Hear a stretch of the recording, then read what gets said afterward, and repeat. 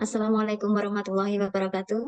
Waalaikumsalam Waalaikumsalam warahmatullahi warahmatullahi wabarakatuh. Wabarakatuh. Ya anak-anak, Pagi, Bu. Pagi Bu, Pagi, pagi Bu. Bu. Sehat semua hari ini? sehat Bu, Alhamdulillah sehat, Bu. Alhamdulillah. Alhamdulillah. Hanya sehat ya. Karena hari ini hari Senin, yang pasti kita punya semangat tersendiri untuk mengikuti pembelajaran hari ini. Sebelum kita melanjutkan materi hari ini, marilah kita berdoa terlebih dahulu. Mohon ketua kelas memimpin berdoa. Monggo, Mas Bena. Siap, Bu. Baiklah, teman-teman. Waduh, siap. Gerak. Berdoa. Mulai. Selesai. Ampun, Ya, Bu. terima kasih. Hari ini kita akan melanjutkan materi yang sudah kita bahas di minggu kemarin. Kalau di pertemuan yang lalu kita bahas tentang dakwah, kita akan melanjutkan tentang tabligh. Ada yang masih ingat apa itu dakwah? Coba Bu. Menyampaikan Mbak Bu. Siti, ya? Menyampaikan ilmu kepada orang lain, Bu. Ya, sudah paham ya? Ya, Ya. Bu. Sekarang kita lanjutkan untuk materi hari ini tentang tabligh. Sebelum kita lanjutkan materi tentang tabligh, saya akan menyampaikan tujuan pembelajaran terlebih dahulu. Oh maaf, tadi belum di absen ya. Siapa yang tidak masuk hari ini?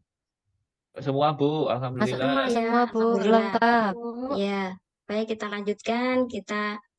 Akan saya sampaikan dulu tujuan pembelajaran di hari ini. Yang pertama adalah meyakini kebenaran ketentuan pelaksanaan tabligh. Yang kedua, menunjukkan sikap bersatu dan kebersamaan dalam lingkungan masyarakat sebagai implementasi ketentuan tabligh yang tepat. Kemudian yang ketiga, mengidentifikasi ketentuan pelaksanaan tabligh. Yang keempat adalah menganalisis ketentuan pelaksanaan tabligh. Dan yang terakhir adalah mendeskripsikan ketentuan pelaksanaan tabligh. Baik, di sini nanti akan kita bahas ada 3 pokok bahasan. Yang pertama pengertian, dalil, kemudian ketentuan. Ada yang tahu apa itu tabligh? Coba dicermati materi yang sudah saya sampaikan di sini. Menyampaikan, Bu. Ya, menyampaikan. Jadi tabligh merupakan bagian dari dakwah. Jadi tabligh itu adalah salah satu metode dakwah. Tabligh itu lebih banyak berisi tentang pesan, pesan secara lisan dan perkataan. Sementara yang kita bahas di minggu kemarin tentang dakwah, bahasanya lebih luas. Dan dakwah itu tidak hanya lisan, jadi dakwah bisa berupa perilaku di dalam kehidupan sehari-hari. Jadi misalnya kita memberi contoh dengan contoh-contoh yang baik, itu juga bisa dikatakan berdakwah. Kemudian khusus di Indonesia, konsep tabligh tidak hanya ceramah secara lisan, tetapi juga berisi kegiatan keagamaan lainnya. Misalnya kita kenal dengan istilah tabligh akbar yang akrab di lingkungan kita sering ada. Itu biasanya dilaksanakan di tempat yang luas dan dihadiri dengan peserta yang jumlahnya banyak. Makanya dikatakan akbar. Seperti biasanya bisa diisi dengan zikir bersama sehingga terjadi perbedaan konsep atau persinggungan makna dan istilah yang dipakai yang tertanam pada benak masyarakat umum tentang tabligh itu. Sekarang kita lanjutkan dalil adanya tabligh. Bisa kita baca secara bersama-sama di sini surat Al-Ahzab ayat 39. Kita bisa baca bersama ya. Bisa kita mulai? Ya Bu. Bisa Kita tahu Bu. dulu. A'udzu billahi minasyaitonir rajim. Bismillahirrahmanirrahim. Alladzina yuballighuna risalatillahi wa yakhshawnahu wa la yakhshawna ahadan illallah wa kafa billahi hasiba. Coba salah satu dibacakan artinya. Bisa Mas Afid membacakan artinya. Ya, Bu. Tadi surat apa, Bu? Al-Ahzab? Ayat 39. Artinya, yaitu orang-orang yang menyampaikan risalah-risalah Allah, mereka takut kepadanya dan tidak merasa takut kepada siapapun selain kepada Allah. Dan cukuplah Allah sebagai pembuat perhitungan. Ya, Bu ya. Ini ya, Bu ya. Ya, betul. Betul sekali Mas Hafid.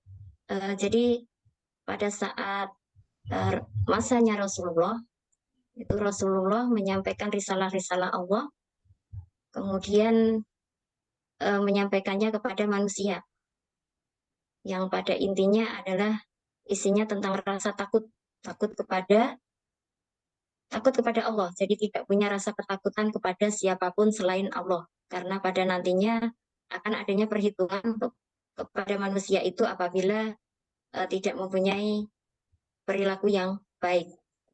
Sekarang kita lanjutkan tentang ketentuan tabligh. Ketentuan tabligh adalah yang pertama, dilakukan dengan cara yang sopan, lemah lembut, tidak kasar, dan tidak merusak. Jadi jangan sampai menggunakan bahasa yang tidak baik, karena tujuannya di situ adalah tabligh itu mengajak kepada kebaikan. Kemudian menggunakan bahasa yang mudah dimengerti oleh jamaah. Jangan sampai menggunakan bahasa yang jamaahnya tidak mengerti. Itu nanti tidak akan sampai apa yang diinginkan, apa yang dimaksudkan dari isi pesan tersebut. Kemudian yang ketiga adalah mengedepankan musyawarah dan berdiskusi untuk memperoleh kesepakatan bersama. Selanjutnya, materi tabligh yang disampaikan harus mempunyai rujukan yang kuat dan jelas sumbernya. Jadi tidak hanya asal menyampaikan materi, tapi tidak ada sumbernya. Begitu ya, Nana? Ya, Bu. Selanjutnya, disampaikan dengan penuh keikhlasan. Jangan sampai ketika menyampaikan tidak adanya rasa ikhlas dan kesabaran, sejalan dengan situasi dan kondisi masyarakat, termasuk aspek psikologis dan sosiologis para jamaah.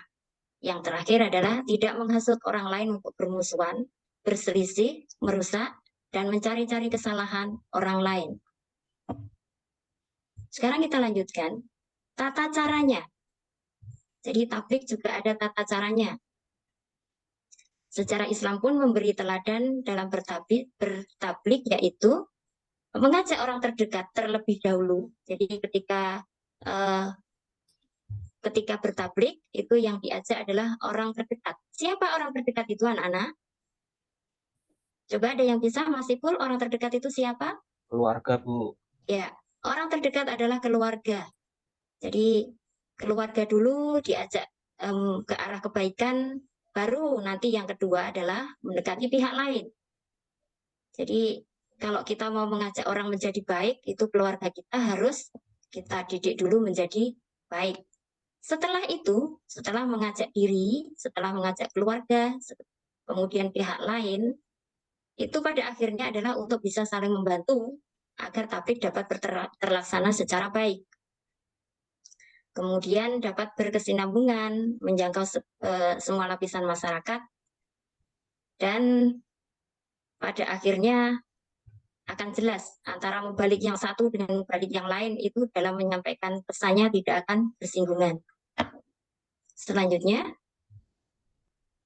praktik tabligh. Sebagai bagian dari peradaan atau praktik bertabligh, maka ada tahapan-tahapan atau langkah-langkah yang harus diikuti. Yang pertama adalah tahap persiapan.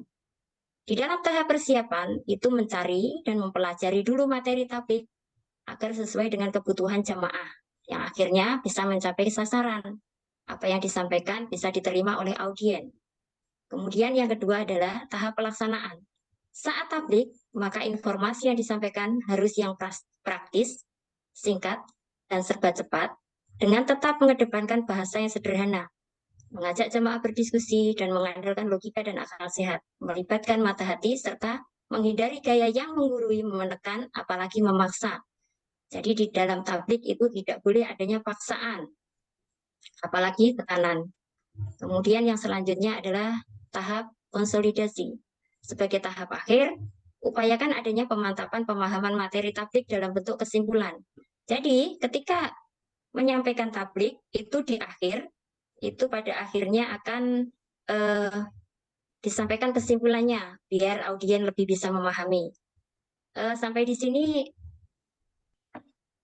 materi yang saya sampaikan hari ini, karena waktunya tinggal sedikit lagi, tapi sebelum saya akhiri, Bu Nurul punya 2 kuis. Coba dicermati dan dibaca bersama-sama.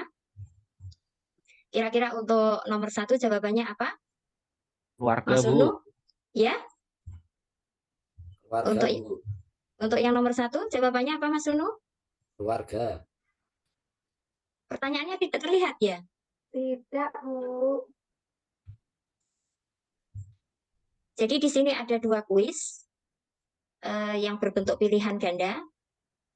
Jadi yang nomor 1 itu jawabannya C, kemudian yang kedua jawabannya E. Karena waktunya sudah habis, saya akhiri. Mari kita membaca hamdalah bersama-sama. Alhamdulillah. Alhamdulillahirabbil alamin. Akhiri, wassalamualaikum warahmatullahi wabarakatuh.